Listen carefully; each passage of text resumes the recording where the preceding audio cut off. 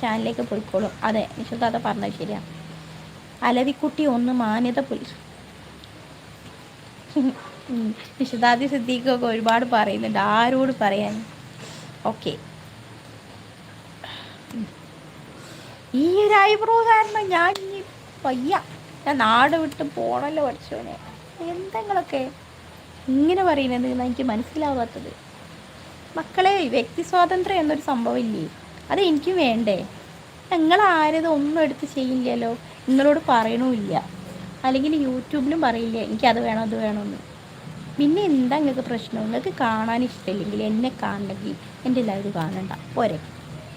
പിന്നെ എന്തിനാ അങ്ങനെ പബ്ലിക്കായിട്ട് ബാക്കിയുള്ളവരെയും കൂടി ഇടങ്ങേറാക്കാൻ? പുരിക അങ്ങനാണോ മറ്റേതാണോ ഒക്കെ ചോദിക്കാൻ? അല്ല പിന്നെ